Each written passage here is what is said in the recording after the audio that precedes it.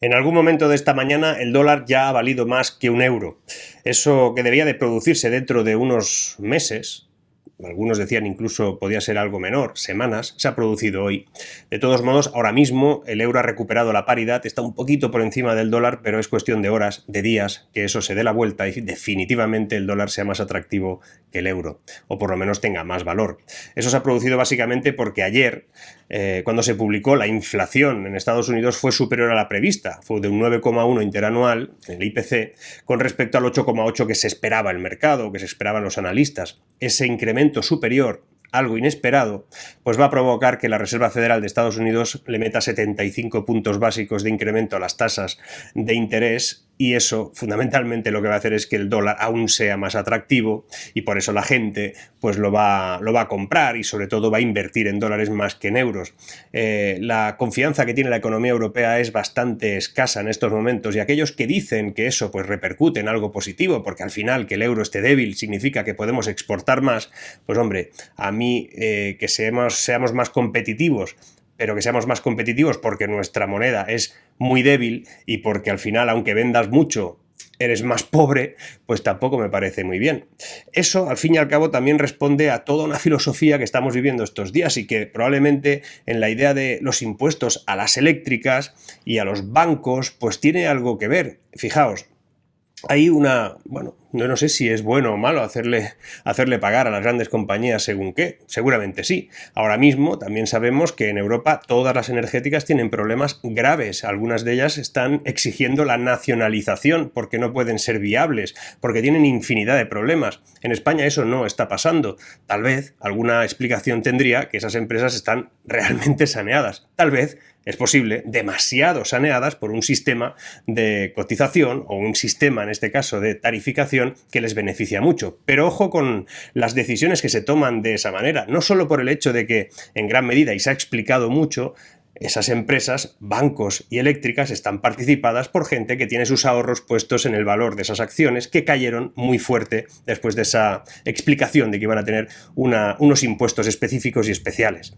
Básicamente porque esas empresas funcionan en base a unos criterios de futuro. Aplicar todo esto y decir que va a ser fácil de incrementar impositivamente a esas empresas su participación en las arcas públicas, que se les va a pedir más y que se les va a exigir un impuesto específico y que se va a ir sobre sus beneficios, es no entender cómo funciona el mundo de los negocios o el mundo de la economía.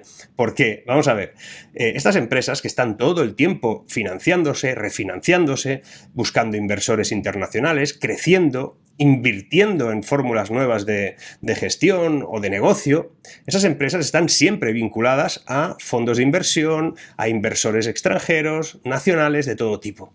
Y esas inversiones externas se producen en base a planes de negocio, a expectativas de negocio, a un plan de facturación y beneficio. Si tú, ahora, a media partida, lo cambias todo, pues da como muy poca seguridad, en este caso a la inversión. Es más, crea una inseguridad a la inversión brutal que podría incluso complicar la vida, o por lo menos la expectativa de esos negocios. Si no queremos que eso acabe repercutiendo en la tarifa final de las personas que vamos a tener que pagar esas tarifas de luz, de electricidad o incluso de comisiones bancarias, pues habría que mirar muy bien que esto no les afecte en sus modelos de negocio y sobre todo en la captación de inversión para crecer o para exponerse en mercados internacionales.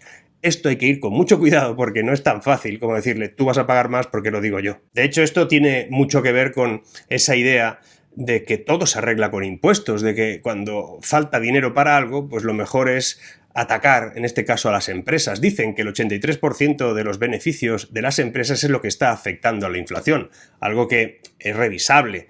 Es revisable fundamentalmente porque en la inflación afectan muchas cosas. Es más, los mayores beneficiados por la inflación siempre son los recaudadores de los impuestos vinculados a cualquier venta. Y en este caso, el que se beneficia más, obviamente, de la inflación está siendo la propia administración. Dicen que las empresas deberían de dejar de ganar cada año más. Esto lo he escuchado en alguna tertulia, en algún debate, incluso lo he leído por ahí, de que hay quien defiende que no puede ser que las empresas ganen cada vez más, que desde 2002 no han dejado de ganar dinero. ¿Y qué esperan que hagan las empresas? regalarlo, no ganar.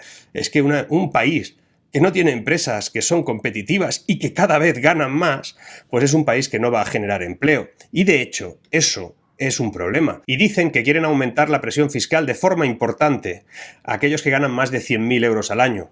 Y de forma muy importante a aquellos que ganan más de 300.000 euros al año. Y ya no hablemos de empresas, pero si hablamos desde el ámbito personal, desde el ámbito de un profesional que gane 100.000 euros al año, pues sinceramente cada vez es más difícil entender cómo ganando esas cantidades, la mitad de lo que ganas, se lo tienes que dar a Hacienda. Y ese pago constante, continuo y creciente, al final lo que hace es revertir la inversión, revertir el consumo, revertir el ahorro. Y cuando un país es incapaz de invertir, de ahorrar o consumir, pues tiene un problema gravísimo, porque tarde o temprano va a dejar de tener capacidad de crecimiento y sobre todo de generación de empleo. Y dicen que piensan aumentar o que van a proponer aumentar un 10% el impuesto de sociedades de las empresas que se dedican a la distribución de alimentos o de primeras necesidades. Eso puede parecer una gran idea, no lo sé, pero yo sinceramente creo que atacar directamente siempre a quienes tienen algo de beneficios, o unos buenos beneficios, creyendo que extrayendo todo lo que puedas de ellos vas a poder revertirlo en no sabemos todavía qué, ni tampoco queda muy claro que eso sea una forma para luchar contra la inflación, pues sinceramente, de momento, lo único que produces es miedo a los empresarios, miedo a aquellos que podrían estar pensando en invertir y sobre todo en las fórmulas que podrían generar empleo en el futuro. Eso, al fin y al cabo, todo eso es una especie de mensaje continuo que tapa cosas que están pasando en todo el mundo y que parece que alguien no quiere que veamos, sepamos o que nos inspiremos. ¿Por qué no están emitiendo en casi ningún medio nada sobre las revueltas que hay hoy en medio mundo? ¿Por qué solo hablamos de la ola de calor? Pues como te dije en un vídeo hace ya muchos meses, las revueltas se iban a ir sucediendo por la absoluta incapacidad de quienes nos dirigen y sobre todo por las decisiones que han ido tomando. ¿Qué fue de la guerra económica que íbamos a ganar los europeos contra Rusia? ¿Dónde está Borrell y von der Leyen con ese tema? ¿Cómo les va eso de consumir menos energía en sus casas a estos dos? Es lo que recomendaban, ¿os acordáis? Lo único que sabemos por ahora es que España está desbordando el plan de la Unión Europea en el acopio de gas. Los centros subterráneos ya están al 73% de su capacidad y las plantas de regasificación al 84% según los registros que publica Enagas.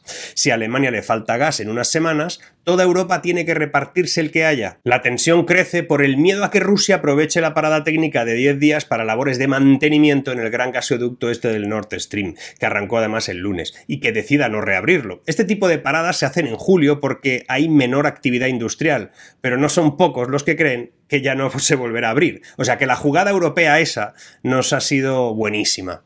Lo paradójico es que les estamos comprando gas a mansalva a los rusos, porque los almacenamientos en España son clave para abordar con gran serenidad estos tiempos que tiene Europa por delante ante los próximos meses. Y mientras todo eso pasa, mientras el euro se deteriora, mientras las empresas se preparan para pagar más impuestos, mientras las familias pierden más poder adquisitivo, mientras algunos profesionales liberales investigan qué tal sería vivir ya en otros países, mientras todo el mundo espera que el motor del turismo nos empuje lo suficiente y con suficiente inercia para que el otoño no sea tan desastroso como la que se anuncia, mientras todo eso pasa, en el mundo, la maquinaria del descontento ya ha empezado a salir a la calle de manera masiva. Y mientras pasa todo eso, las revueltas se van multiplicando por medio mundo. Nos emiten las que están más lejos cultural y geográficamente. Ya hemos visto alguna cosa de Sri Lanka y poco más, pero hay más. Los campesinos en los Países Bajos, los taxistas en Italia, los transportistas en Francia, las revueltas estos días en Panamá,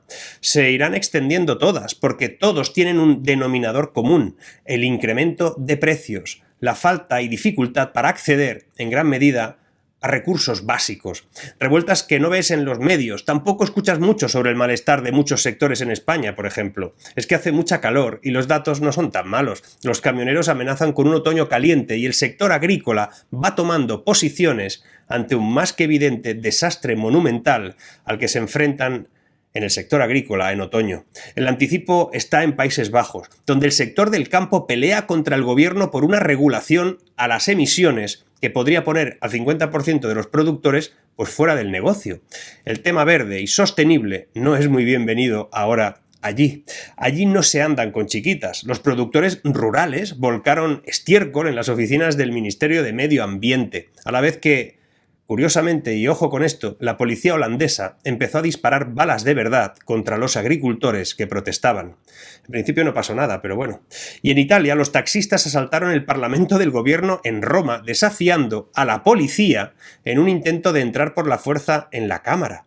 Básicamente protestan por la adaptación de una oferta de servicios a las formas de movilidad que se realizan mediante el uso de aplicaciones web y que utilizan plataformas tecnológicas para la interconexión de pasajeros y conductores, es decir, los VTC de toda la vida.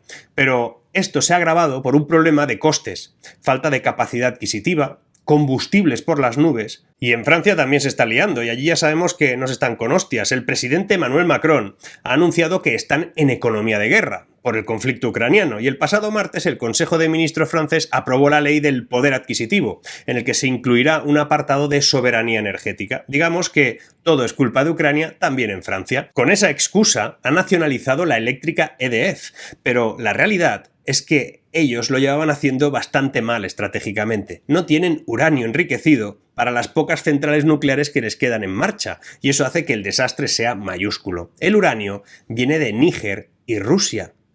Se entiende lo del disparo en el pie otra vez, ¿no? En Francia, además, la empresa de transportes SNFC ha anunciado una huelga que afectará a la circulación de ferrocarril por todos lados. Se esperan interrupciones en la mayoría de líneas de todo el país. Y así todo. Ya ves que la cosa se calienta por todas partes. Yo te invito a que nos informes a todos, a partir de los comentarios que hay aquí, de los conflictos, movilizaciones, revueltas o lo que sea, si es que los hay en tu país, y así nosotros nos enteramos. Somos muchos. Vamos a ver qué nos contáis. Vamos a centralizar esa información. Es relevante. Lo digo porque cuesta encontrarlo todo junto, aunque según Bloomberg, los países más expuestos actualmente a una suspensión de pagos ya son El Salvador, Argentina, Egipto, Túnez, Pakistán, países que se suman ya a los que conocemos, a Sri Lanka y a el Líbano, que ya están en default. El número de mercados emergentes con deuda soberana que se negocia en niveles angustiosos se ha multiplicado más del doble en el último medio año. Esto está haciendo o provocando que haya 49 millones de personas iniciando el mayor éxodo conocido por la humanidad. Las regiones del Sahel y del Cuerno de África se enfrentan a una crisis histórica marcada por la inseguridad alimentaria y la falta de acceso a agua potable. Todo ello, según alertan ONGs, organismos internacionales de todo tipo, va a desembocar en un estallido de conflictos armados y sociales y una huida larga y penosa hacia Europa de millones de personas. Yo no sé qué pretenden, yo no sé cómo piensan abordar todo este tema, yo no sé por qué continúan con la política de juguete minúscula y sus discusiones endogámicas, continuas y pesadas. ¿Cuándo van a empezar a pensar realmente que tenemos un problemón enorme en las puertas de Europa y que o se hace algo, o se plantea algo, o nos va a explotar delante de las narices? Son gente que huye de la muerte, de la guerra, de la miseria, y es normal que huyan, lo haríamos todos. ¿Qué vamos a hacer? ¿Cómo se pretende aplacar todo eso? ¿Subiendo los impuestos a las eléctricas? ¿Subiéndole los impuestos a las empresas de alimentación? ¿Subiéndonos los impuestos a todos? ¿Cuál es el plan? ¿Se van a bajar la calefacción nuestros comisarios europeos? ¿Cuál es el plan? ¿Qué tienen pensado? Sinceramente, lo que me preocupa de verdad es que sé que no hay nada pensado. Seguimos.